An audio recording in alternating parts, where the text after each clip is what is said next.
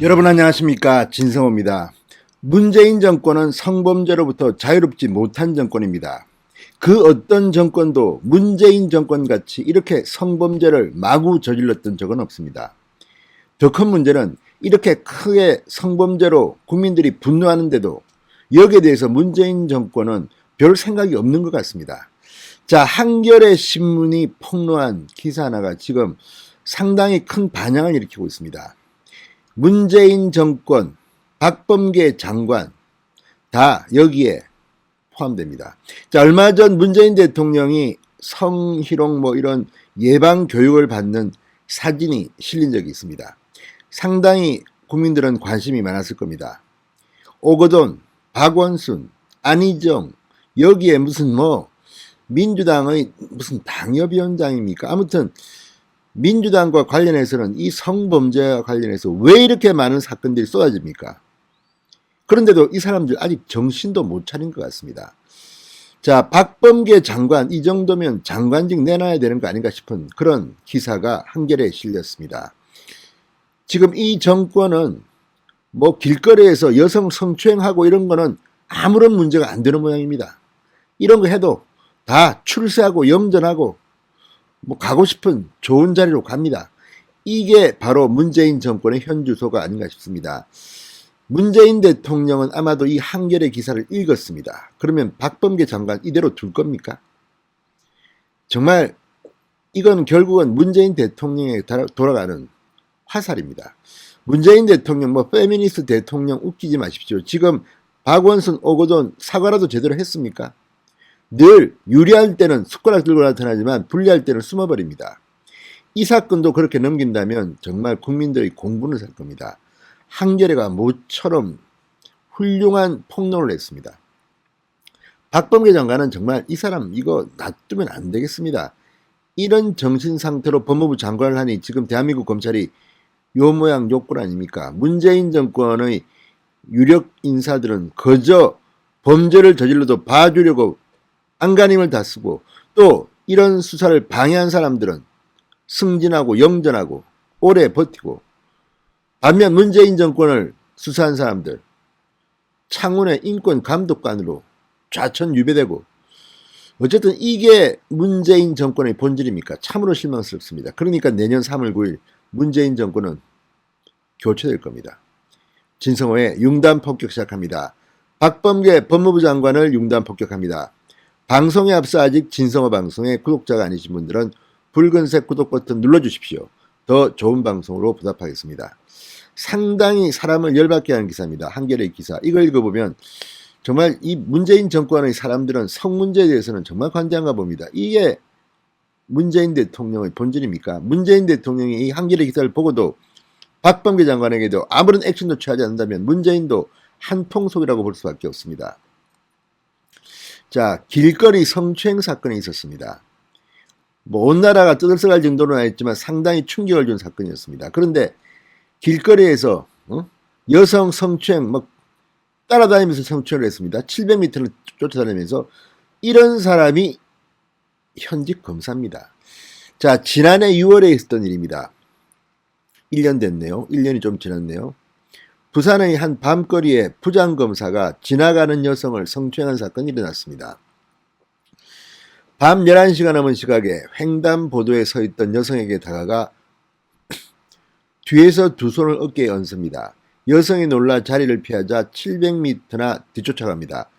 햄버거 가게로 피신한 여성을 따라 들어갔습니다. 결국 신고를 받고 출동한 경찰이 현행범으로 체포합니다.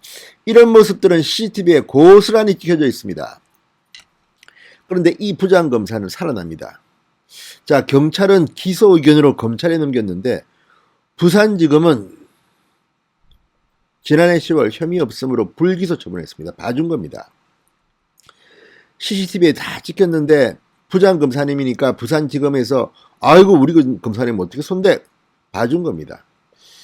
자, 그리고 이 검사는 1년 가까이 지난 올해 5월 감봉 6개월의 경징계를 받는데 그쳤습니다.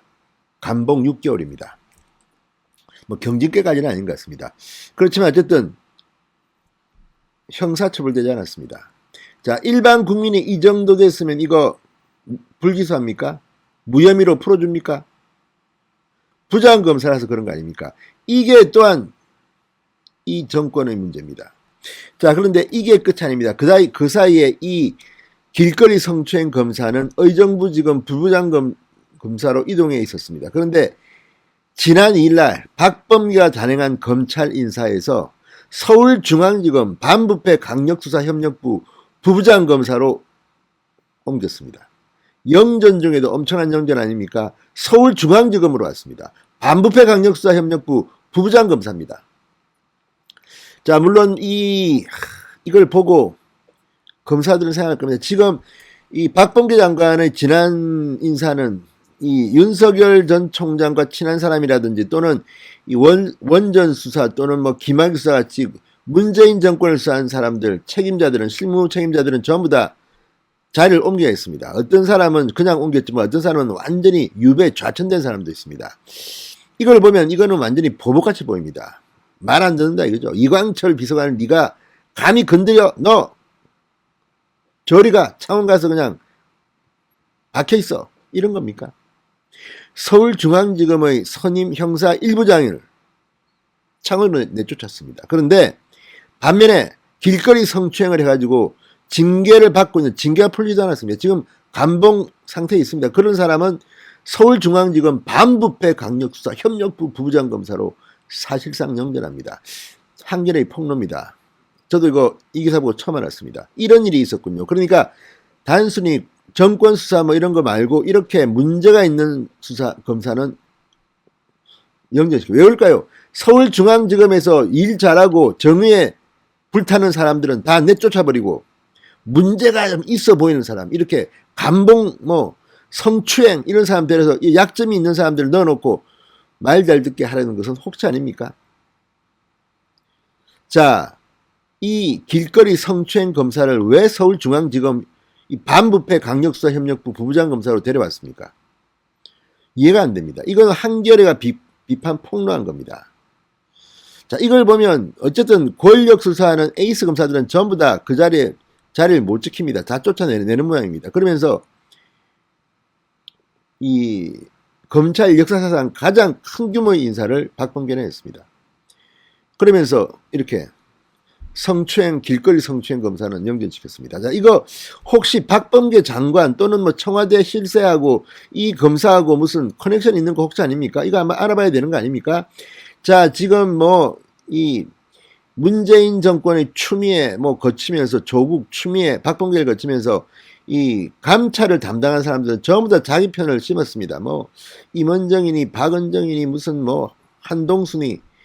그런데 그 사람들이 감찰을 도대체 뭘 했습니까? 지금 진해원 부부장검사, 아니 1년이 지났습니다. 지금 박원순 시장하고 전 시장하고 팔짱 끼고 있는 사진 올리면서 지금 그 피해 여성 전 여비서한테 2차 가해를 했는데 지금 감찰했습니까? 징계했습니까? 이것 말고도 지금 뭐 엄청나게 많은 정치적 발언으로 고발도 당했을 겁니다. 그리고 이런 것들인데 이거 완전히 진해원 부부장검사 손도 못 댑니다. 언터처블입니다. 이게 박범계 추미애 장관이 있던 곳의 정체입니다. 문재인 대통령 뭐 길거리에서 성추행 막 하고도 되는 겁니까? 이런 사람 하니까 이런 사람은 또 영전시켜서 서울중앙지검으로 앉힙니까? 서울중앙지검도 지금 부글부글 끓을 겁니다. 아니 일 잘하던 사람들 전부 다 쫓아내서 어디 다 보내버리고 성추행 해가지고 지금 징계받고 있는 사람 올려보냅니다. 이게 문재인 정권의 정체입니까? 박범계 장관 이러니 이래저래 욕을 먹는 겁니다. 자, 어쨌든 한겨레는 이렇게 말합니다.